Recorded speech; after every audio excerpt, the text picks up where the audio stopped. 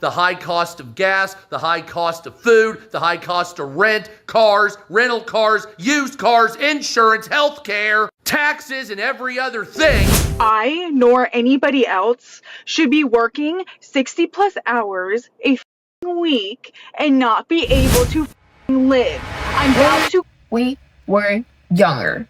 Many of us try to hide our struggles and put on a brave face. But as we get older, we start to see the real value in honesty, sharing not only our joys but also our challenges. Here in America, more people are embracing this kind of openness, and if you believe honesty brings us closer together, hit the subscribe button below and join this community. And how about you? Do you open up about your true feelings, or do you tend to keep them to yourself? I feel like the lack of money that people have now is really just starting to compound anxiety, depression, anger. They're short fuse.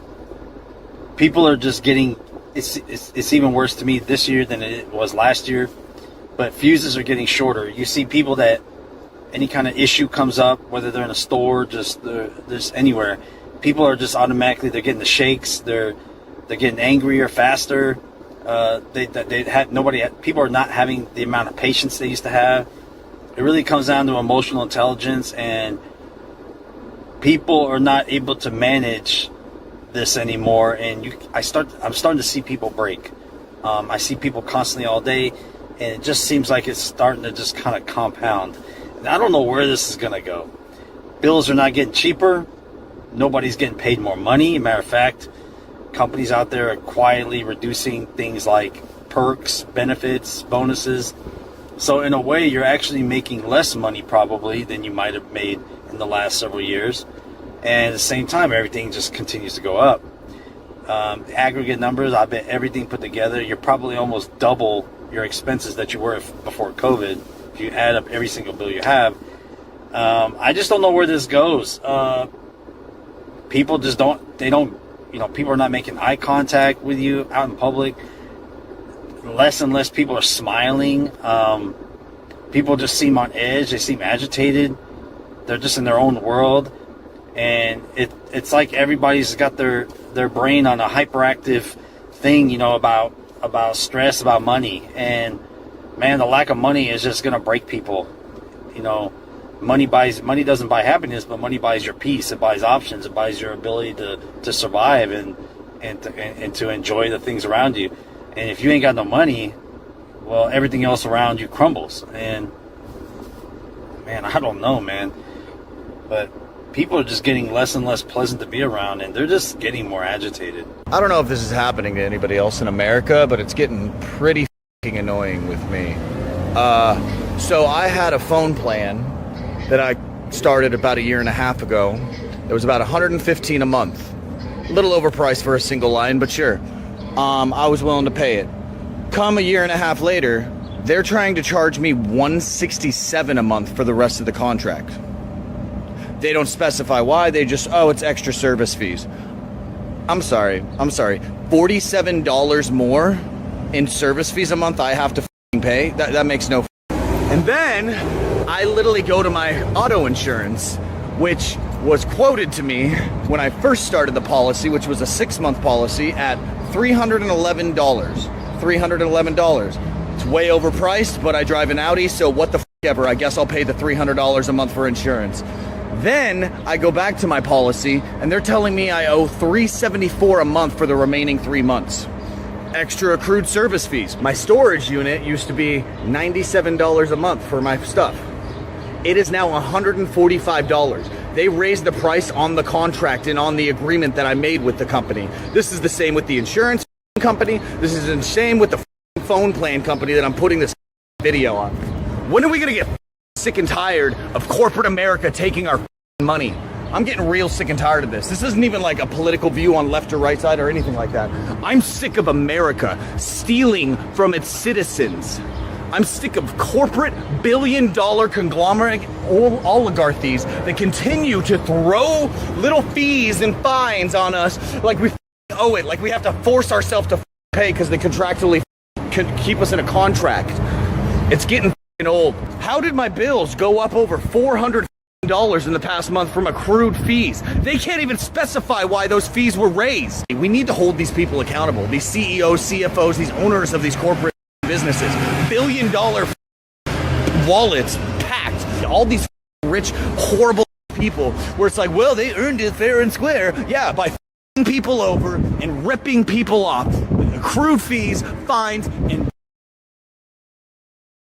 until their pockets are so lined they don't even know what to do with their money, while the rest of us sit here and struggle and feed off of breadcrumbs on the ground, going, it's the government, it's the Democrats, it's the Republicans, it's everything else but exactly what corporate America is standing for right now.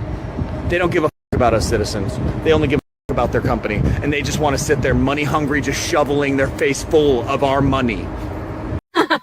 Trigger warning, I'm gonna crash out right now, and this is gonna be a long video, but I feel like you could relate to this, so here we go. It's great living in America, unless you're a fucking American. If you're a bank though, you are thriving, while the rest of us are just trying to fucking survive. I just came across a video saying that banks are at an all-time high.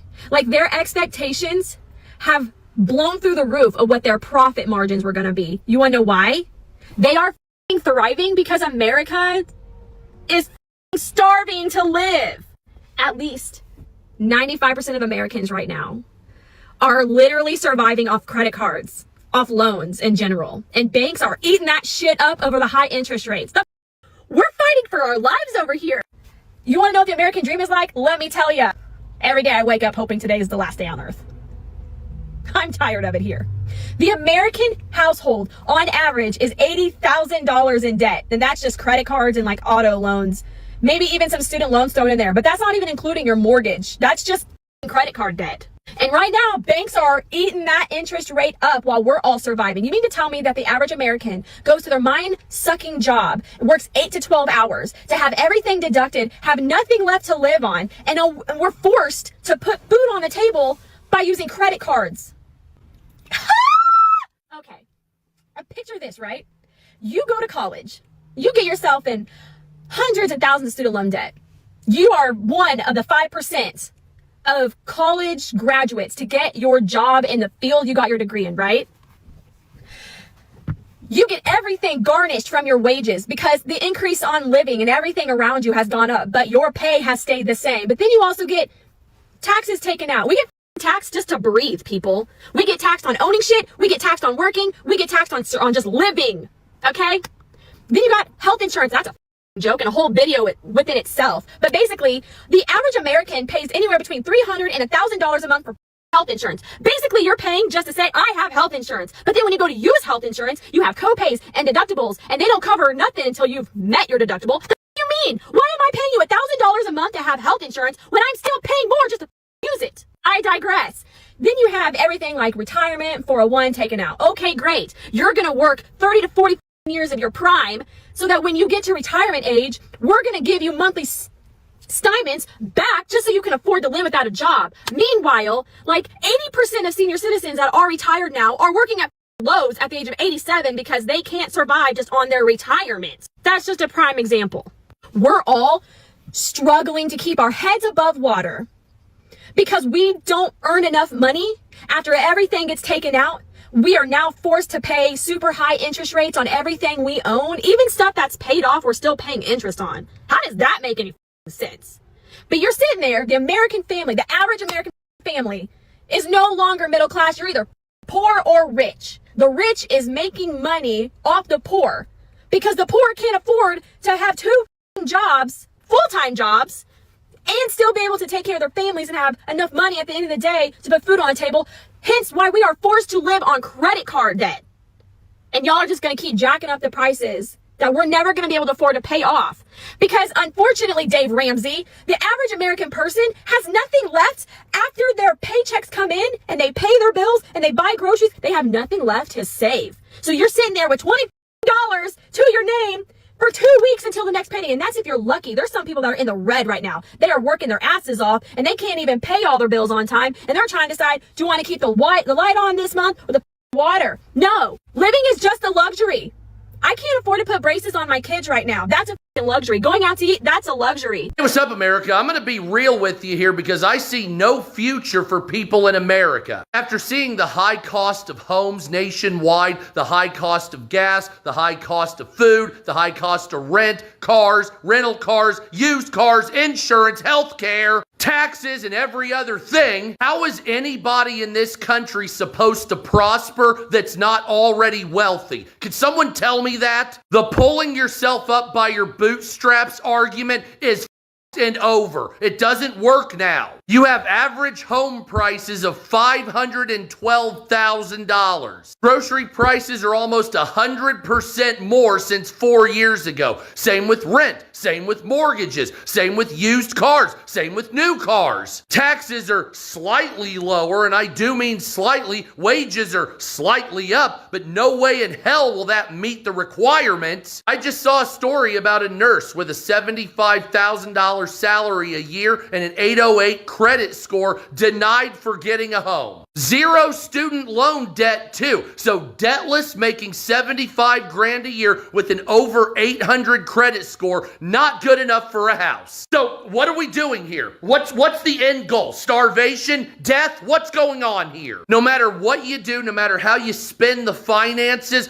the middle class and the poor have no upward mobility. There is no hope now. None. No hope. None. Zero. The next 2 or 3 generations are because you allowed so much greed. Younger generations will never have shit because of your greed. I've already broken my back trying to make ends meet working for the last 30 years. I already know I'm not going to get anything from the rich. I don't give a but the younger generations, if you keep stealing and being greedy, they're going to all be homeless. And then what do you have? Ruling over a bunch of homeless people? You. So I don't normally ever come on here and post anything except of my dog because he's absolutely gorgeous.